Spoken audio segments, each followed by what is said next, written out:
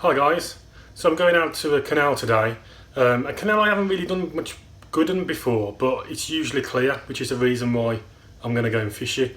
I'm meeting up with a chap called Andy, an experienced pike angler who's had some good fish. I've been messaging him on Facebook and stuff, so a bit nervous, I don't want to show myself up, but it'd be good to pick his brains and get some advice and that. I'm going to be taking my fly setup and also my big rod with some jerk baits and some big shads.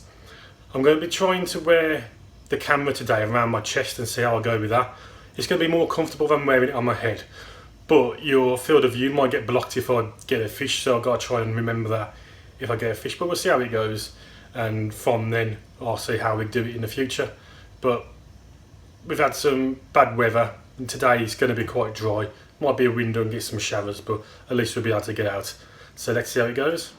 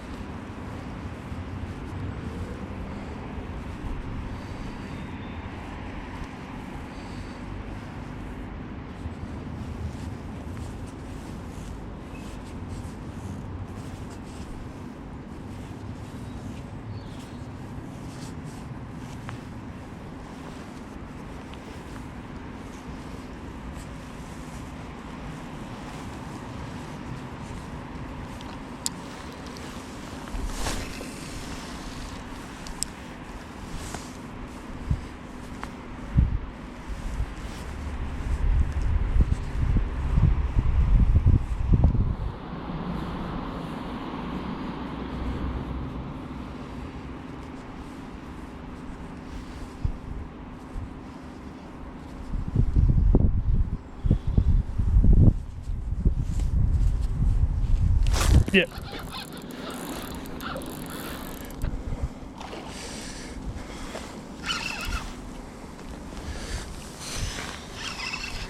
Get him in the net, got no grass here, look.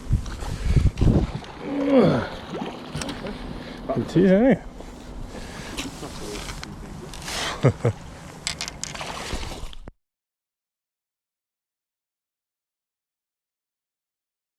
And he's in.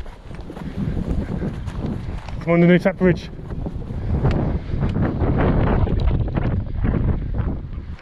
Is it bream? Is it bream?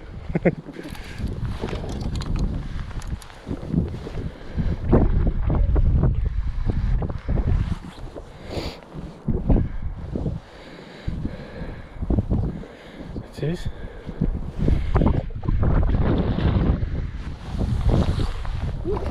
Oh, there you go.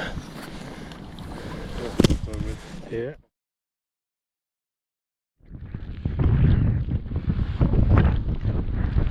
Happy now.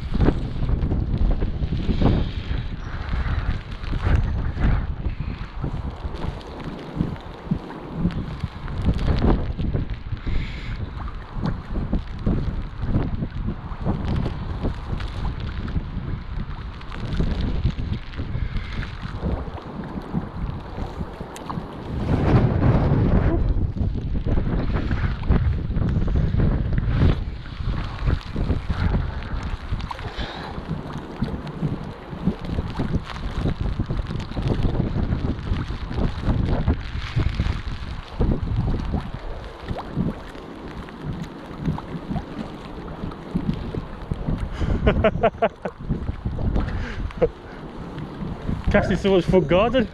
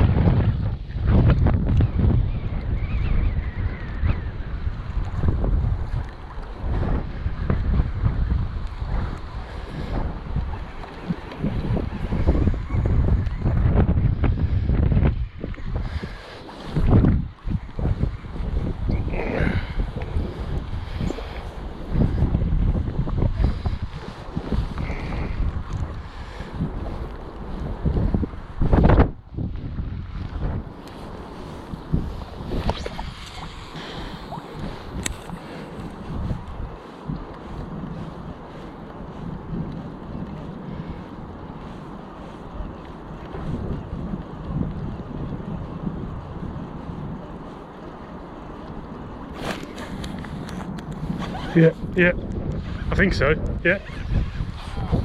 Yeah, and the shark. Feels a decent fish.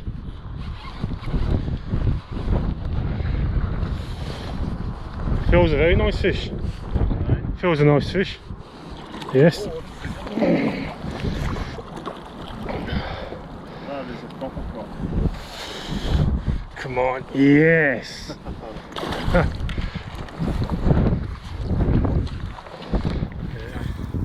It's a £20.5 on the shark. First one on the shark. Absolutely awesome.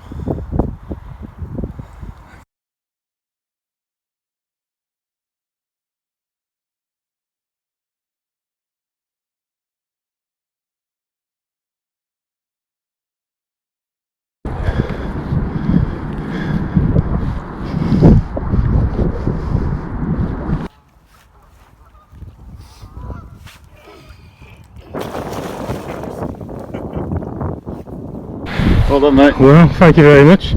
I was not expecting that. Didn't expect that. No, normally. Don't go for it, it's gone, you know. Yeah, teeth marks. Yeah, you can tie that though, don't you?